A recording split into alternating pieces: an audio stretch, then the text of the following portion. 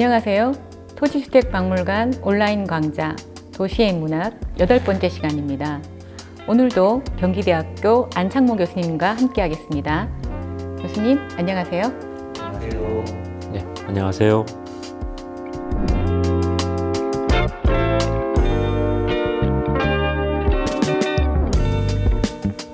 교수님, 오늘 교수님과 함께하는 도시의 인문학 마지막 강의 시간인데요. 오늘의 주제는 무엇인가요? 네, 오늘은 서울 이야기인데요. 전쟁의 폐허 상태를 극복하고 경제 성장기를 거치면서 어떻게 서울을 대표하는 이미지라고 할 수 있는 강남북 시대가 열렸는가 하는 이야기를 말씀드리도록 하겠습니다.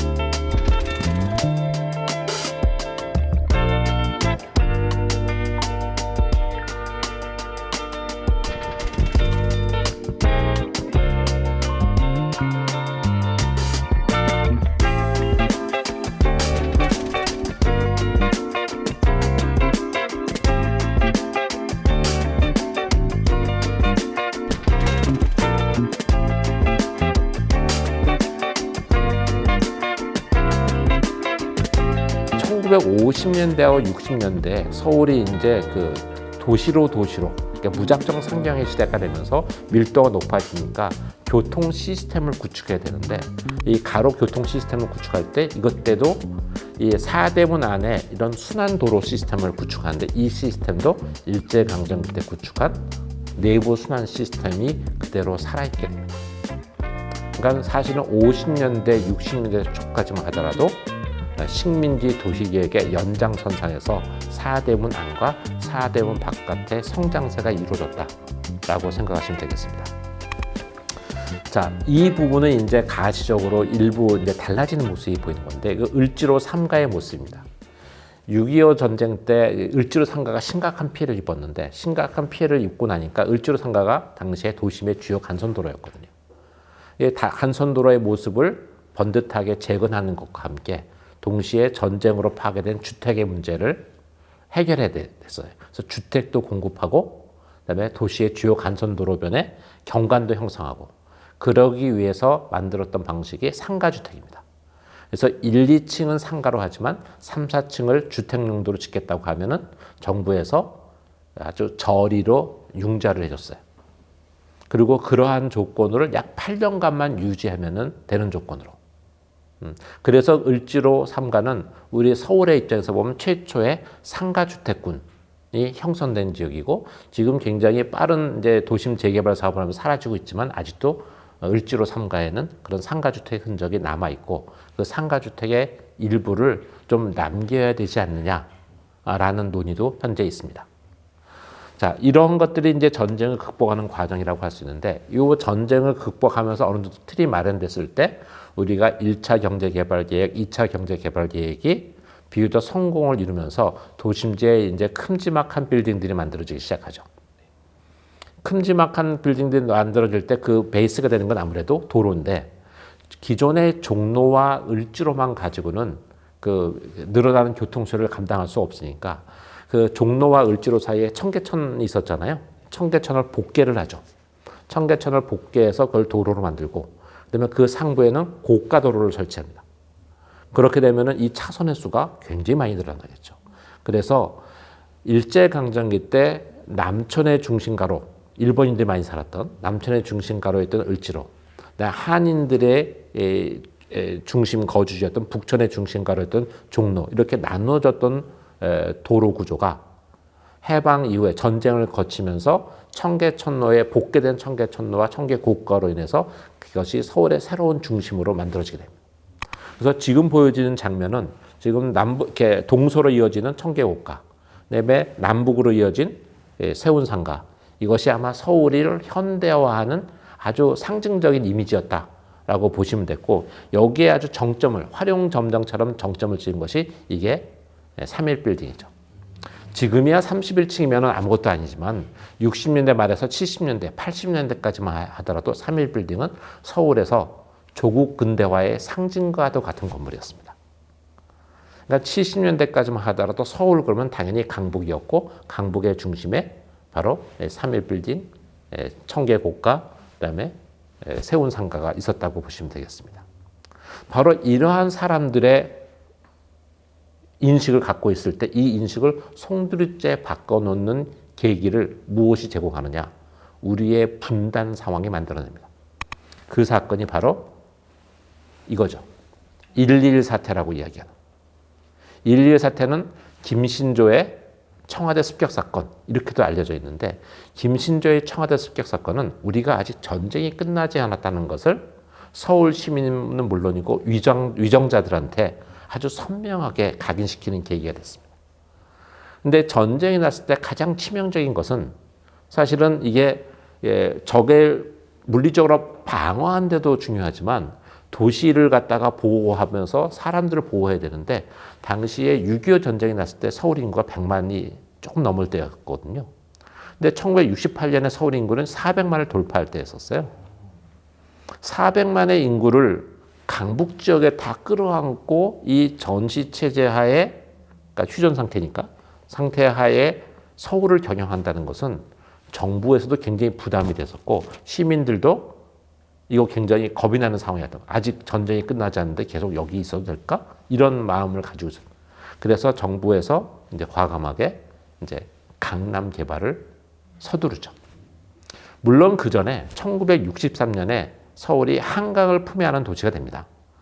그러니까 그 전에 600년 전 서울은 청계천을 품에 안고 4개의 산, 백악가, 인왕가, 남산가, 낙산으로 이루어진 도시, 인구 10만인의 도시였는데 1963년에 한강 이남까지를 서울의 영역을 확장해 놓지만 당시에 경제적 여유가 없었기 때문에 강남 개발을 못하고 있었거든요. 그런데 1.21 사태가 그것을 촉진시키는 계기가 된 거죠. 사실 1.21 사태는 도시 개발뿐만 아니라 우리나라의 사람들의 삶 자체를 바꿔놓습니다. 이 당시에 특히 남자들한테 군대 3년도 모자라서 예비군 제도를 만들죠. 주민등록 제도를 바꾸면서 간첩 식별에 용이한 그런 시스템을 만들어 놓죠. 그래서 그리고 당시에는 모든 사람들이 이 전쟁 상태를 이렇게 각인시키기 위해서 싸우며 건설하는 산업전사, 이런 구호의 시대이기도 했습니다. 그리고 그 당시에 이것을 말로만 하는 것이 아니라 구체적으로 서울을 요새화하는 계획을 합니다.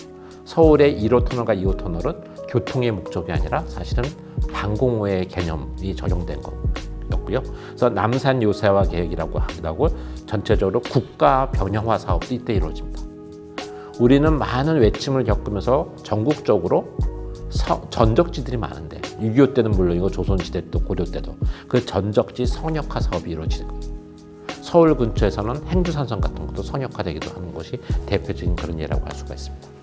남산 요새화 계획을 하면서도 또 하나 굉장히 핵심적인 것은 대통령이 자신의 안위를 걱정해야 되는 상황이 발생했다는 거예요.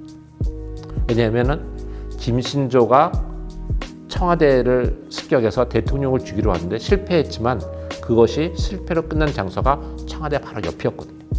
자칫했으면은 청와대 안으로 무장공비가 들어갈 수 있는 상황이었던 거예요. 그래서 당시에 1.2 사태가 일어났을 때 제일 먼저 정부가 취한 정책 중에 하나는 뭐냐면 북악 스카이웨이의 건설입니다. 북악 스카이웨이는 사실은 굉장히 멋있는 관광도로 성격의 이미지를 가지고 있지만 사실은 북쪽에서 내려오는 무장 공비를 중간에 차단하는 그런 목적이 훨씬 더 강했습니다.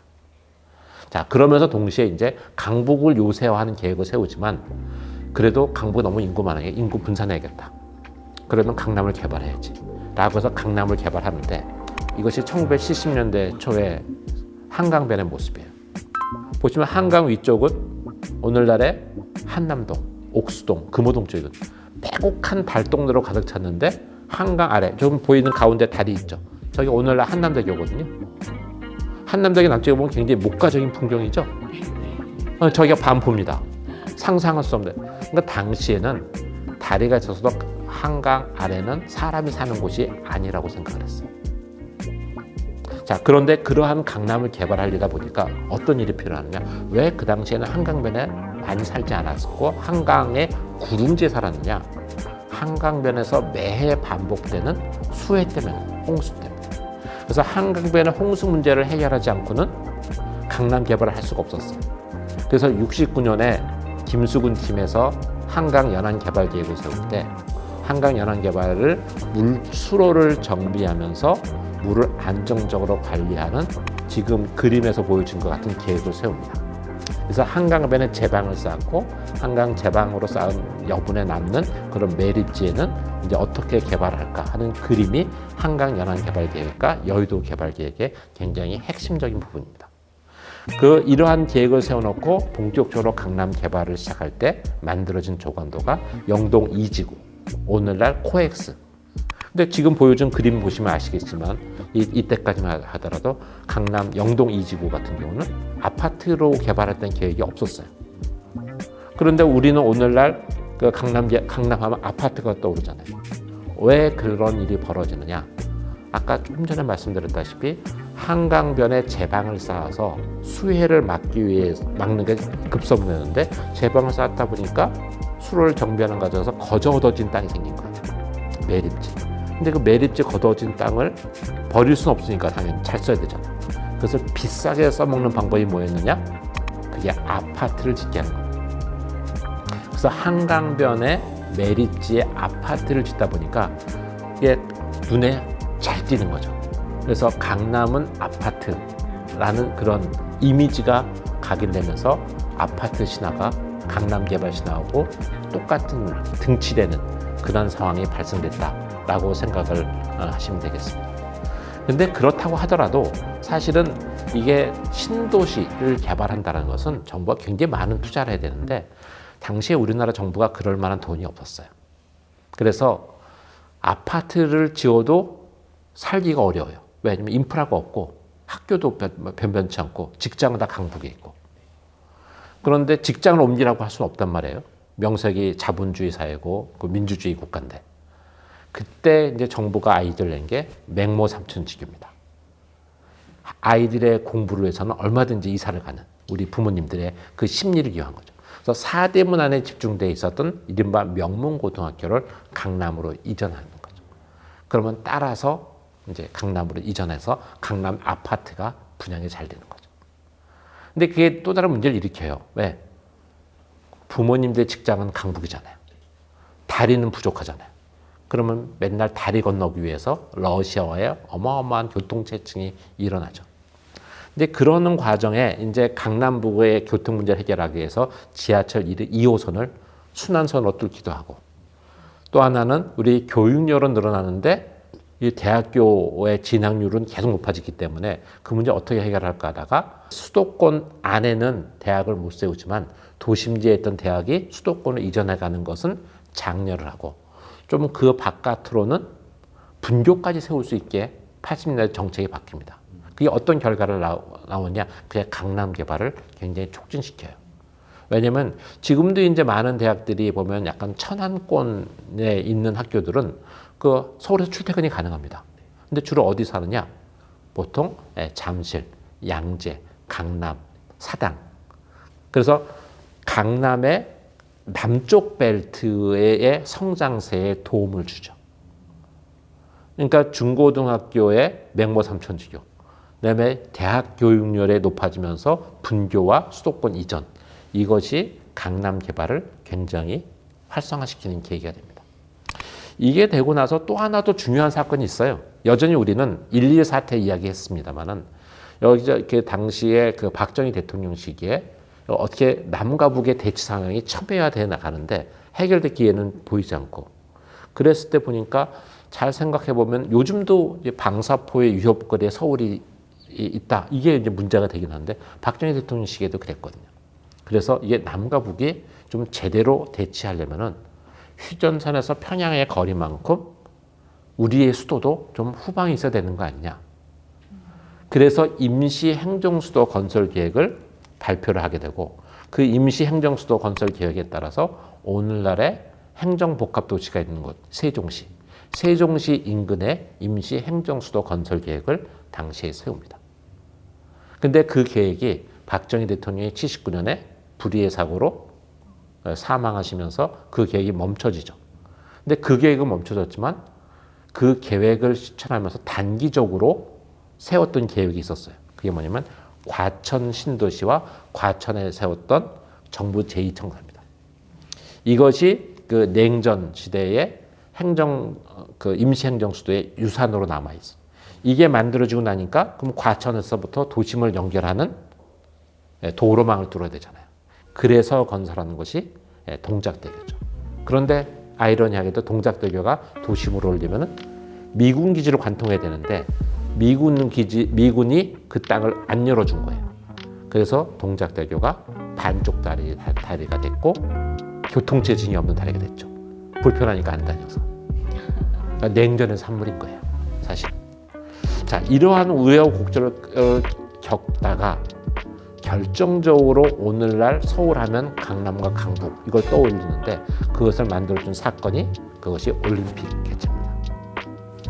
올림픽 개최할 때 당시에 정부의 숙제는 뭐였냐면 서울이 역사를 안고 현대 도시로 성장한 도시라는 걸 보여주고 싶었어요. 4대 문안의 인사동을 비롯한 역사 문화유산을 살리는 작업, 그다음에 한강에 유람선을 띄우고 싶었고 강남을 서울의 맨하탄을 만들고 싶어요. 이것이 오늘날 강남북 시대를 여는 결정적인 사업으로 작동하게 됩니다. 한강에 유람선을 띄우려다 보니까 잔디가 깔린 고수부지로 변신해서 스포츠도 즐길 수 있는 잔디 이런 이미지를 만들어내고 그 과정에서 서울의 한강변에 섬들도 많이 정비가 되고 그런 일이 벌어지죠. 그다음에 서울의 관문이었던 그 목동, 안양천변에 그런 불량주택지구를 개발해서 목동 신시가지를 만들죠. 상계동의 달동네는 상계 신시가지를 만드는 그런 상점백회와 같은 일들이 벌어지게 됩니다. 그러면서 이제 강남에는 이런 테헤란로와 같은 모습이 나타나게 되고 서울 도심도 마찬가지 재개발 사업을 하면서 역사도시 고궁 주변에는 하이라이즈 건물들이 들어가는 풍경이 만들어지기 시작했습니다. 그리고 결정적으로는 이제 올림픽을 하려다 보니까 올림픽 주경기를 해주는 주경기장이 만들어집니다. 그 주변에는 이제 아시아 선수촌과 올림픽 선수촌이 만들어지면서 오늘날의 강남 풍경이 만들어지는 거죠. 네, 교수님, 그 주경기장이 왜 잠실에 세워지게 된 건가요? 네, 사실 그 부분은 우리의 경제개발계의 슬픈 역사가 사실 그 백그라운드로 있는데요.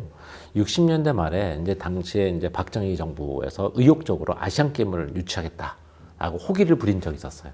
그래서 이제 전략적으로 딱 이렇게 유치는 성공을 했는데 막상 경기를 하려다 보니까 경기장이 없는 거예요. 그러니까 경기장이 있는지도 모르고 일단 해 하니까 하고 이제 받아온 거죠. 근데 이제 당장 그것을 건설을 하면 좋은데 돈도 없었거든요. 그래서 울며 겨자 먹기로 아시안 게임을 반납을 합니다. 그래서 방콕에서 아시안 게임을 연속 개최하는 해프닝이 벌어진 적이 있었어요. 국제적인 망신이었죠. 바로 그러한 망신을 치렀던 터라 강남을 개발할 때 제일 먼저 그 종합 아시안 게임을 할 수 있는 곳을 먼저 위치를 정했습니다. 그것이 지금의 잠실 주경기장인데 그렇게 하고 나서 그 주변에 강남 개발 계획을 세웠는데 아주 아이러니하게도 박정희 대통령은 그것을 못 보고 나중에 80년도에 집권한 전두환 정부에서 88 올림픽을 하면서 주경기장이 됐고 근데 그 경기장 바로 앞에는 아시아 선수촌 있잖아요. 올림픽 선수촌이 아니고 그 이유는 뭐냐면 88 올림픽을 개최하기 전에 아시안 게임을 연습 게임처럼 한번 국제 행사를 처음 해본 거예요. 그러면서 앞에 아시아 선수촌이 만들어졌고 그거 성공적으로 하면서 88 올림픽도 성공적으로 치르게 되는 거죠. 이 마지막 이 장면을 보시면은 80년대 중반까지만 하더라도 테헤란로의 주변에 건물이 하나도 없다는 거죠. 이것이 불과 한 10년 사이에 빌딩으로 가득 찬 테헤란로가 만들어지는데 그 사이에 88 올림픽인 겁니다. 그래서 오늘날의 강남북 시대는 1968년에 1.2.1 사태가 촉발시켰고 그것으로 가속화되면서 정확하게 20년 뒤에 일어나는 88 올림픽이 서울의 강남북 시대를 완성시켰다라고 이야기할 수 있을 겁니다. 네, 교수님. 오늘은 우리들이 직간접적으로 경험할 수 있던 시대의 이야기들이어서 좀 더 흥미로웠던 것 같습니다. 강의 소감이 어떠세요? 들으셨을 때? 교수님, 저는 그 한강을 중심으로 강남 개발 이전에 그 북쪽과 남쪽이 극명하게 차이나는 모습이 매우 인상 깊었습니다. 근데 저는 서울에 놀러 오게 되면 테헤란로 주변에서 많이 놀았던 경험이 있는데 테헤란로의 그런 강남 개발 역사가 많이 담겨 있는지는 처음 알았습니다. 정말 재밌었고 유익했습니다. 네, 저도 다양한 자료들을 볼 수 있어서 좋은 기회였는데요. 교수님께서 준비하신 4회차 강의가 마무리되었습니다. 소감이 어떠신지 궁금한데요. 저는 힘들었어요. 이게 2시간 강의에 익숙했던 사람인데 20분에 하는 게 굉장히 힘들구나라고 느꼈는데 잘 생각해 보니까 이게 요즘 같은 코로나 시대에 일반화된 동영상에서 내가 이야기를 계속 길게 하는 것보다 압축적으로 전달해 주는 게 굉장히 중요하겠구나라고 생각이 들어서 저도 많이 배웠고 앞으로도 좀 엑기스만 추리는 연습도 좀 해야겠다라는 생각이 들었습니다. 네, 아주 즐거운 시간이었습니다. 감사합니다. 네, 저희도 유익했습니다. 감사합니다. 오늘 강의를 끝으로 2022년 토지주택박물관 온라인 강좌 도시의 인문학 이야기를 마무리하도록 하겠습니다. 총 8회차 강의를 4회차씩 맡아주신 두 분 교수님과 그동안 함께 시청해주신 모든 분들께 감사드립니다. 다 같이 인사드리며 마무리하겠습니다. 함께 해주셔서 감사합니다.